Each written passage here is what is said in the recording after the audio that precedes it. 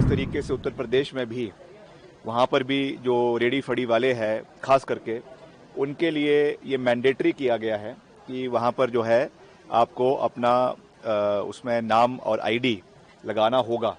हमने भी इसको यहाँ पर पूरी मजबूती से लागू करने का निर्णय किया है।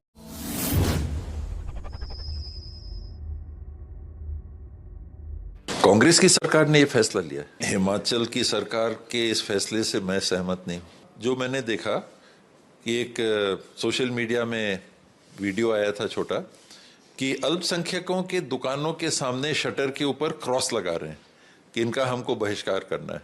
ये निंदनीय है और हिमाचल की सरकार ऐसा कर रही है तो वो सरकार में रहने लायक है कि नहीं, उस पर प्रश्न लगेगा। जो निर्णय योगी आदित्यनाथ जी की सरकार ने उत्तर प्रदेश में लिया था, restaurant, street vendors, edible items बेचने वाले लोगों के विषय में कि आइडेंटिफिकेशन दिखाना पड़ेगा, नेम बोर्ड लगाना पड़ेगा, कुछ मेंटेन करना पड़ेगा, स्टैंडर्ड्स ऑफ हाइजीन एक्सेट्रा, उसी को कांग्रेस पार्टी ने भरपेट गालियां दी।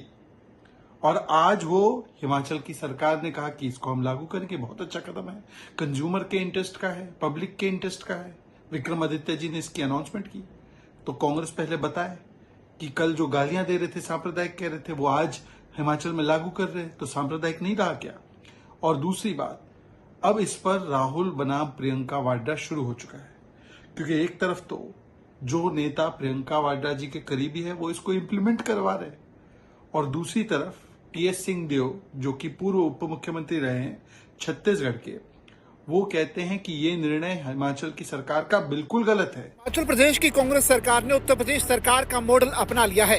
प्रदेश में हर भोजनालय और फास्ट फूड रेहड़ी पर ऑनर को पहचान पत्र लगाना होगा। सरकार ने निर्देश जारी कर दिए हैं। प्रदेश में शहरी विकास मंत्री विक्रमादित्य सिंह ने कहा कि हिमाचल में भी हर भोजनालय और फास्ट फूड रेहड़ी पर ऑनर की आईडी लगाई जाएगी ताकि लोगों को किसी भी तरीके की परेशानी न हो। बीते दिनों शहरी विकास और नगर निगम की बैठक में निर्देश जारी कर दिए गए।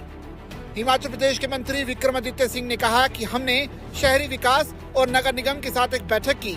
इसमें सुनिश्चित किया गया कि लोगों को स्वच्छ भोजन बेचा जाए, जिसके बाद सभी स्ट्रीट वेंडर्स के लिए एक फैसला लिया गया है, खास तौर से उनके लिए जो खाने पीने की चीजें बेचते हैं। नहीं देखिए, पिछले कल हमने जो बैठक करी थी यूडी की और म्युनिसिपल कॉरपोरेशन की, उसमें ये फैसला लिया गया है कि जितने भी स्ट्रीट वेंडर्स हैं, चाहे वो कोई सामान बेच रहे हैं, कोई गुड्स बेच रहे हैं, पर्टिकुलरली जो खान पीन का सामान बेच रहे हैं, कोई मोमोज बेच रहा है, कोई नूडल्स बेच रहा है, कोई और चीज़ें बेच रहा है, तो उसके ऊपर जो है हमको दोनों तरीके से हाइजीनिक रूप से भी उसके ऊपर जो है एक्शन होना चाहिए, क्योंकि सफाई वाला खाना बिकना चाहिए। उसके लिए जो फूड एंड सिविल सप्लाईज के डिपार्टमेंट के लोग हैं वो इसके ऊपर देखेंगे। मगर क्योंकि इसमें बहुत सी चिंताएं लोगों ने व्यक्त करी थी और इसमें कुछ आशंकाएं भी व्यक्त करी गई थी, तो इसको हमने समझते हुए और जिस तरीके से उत्तर प्रदेश में भी वहाँ पर भी जो रेडी फड़ी वाले हैं खास करके उनके लिए ये मैंडेटरी किया गया है कि वहाँ पर जो है आपको अपना उसमें नाम और आईडी लगाना होगा। तो हमने भी इसको यहाँ पर पूरी मजबूती से लागू करने का निर्णय किया है कि जो भी अपना दुकान चला रहा है, रेडी फड़ी चला रहा है, उसको अपना आईडी, अपना क्लियर आइडेंटिफिकेशन उसमें करना होगा। वैसे भी क्योंकि अब ये स्ट्रीट वेंडिंग कमेटी बन चुकी है तो उससे आईडी दिया जाएगा और वो उनको डिस्प्ले करना पड़ेगा, ताकि आने वाले समय में कोई भी अगर ऐसी कोई समस्या आती है, कोई प्रॉब्लम आती है, तो पारदर्शिता से इस पे कार्रवाई जो है वो करवाई जा सके। नहीं, वो तो ऑलरेडी है ना, लाइसेंस तो उनको लगाना ही पड़ता है।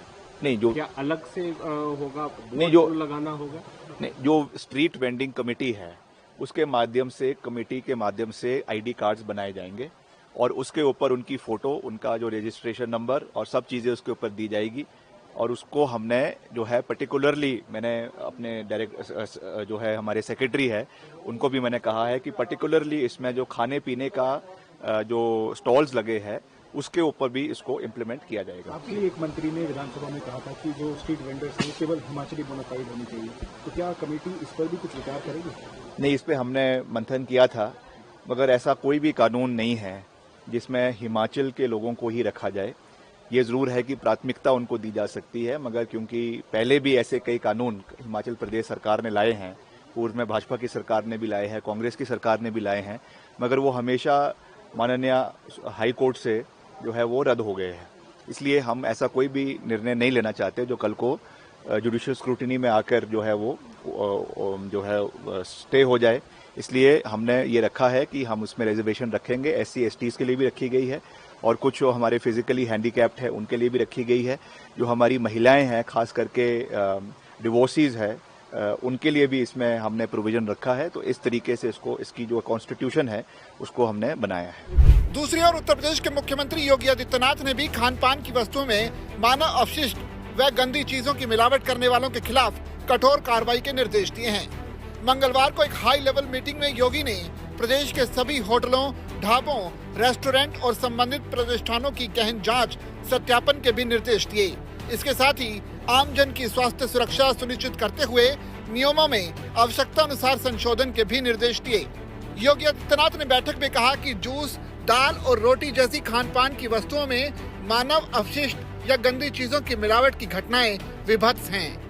ये आम आदमी के स्वास्थ्य पर प्रतिकूल प्रभाव डालने वाली हैं। प्रदेश में ऐसी घटनाएं ना हो, इसके लिए ठोस प्रबंध किए जाने जरूरी हैं। सीएम योगी ने यह भी निर्देश दिया कि शेफ और वेटर मास्क और दस्ताने पहने।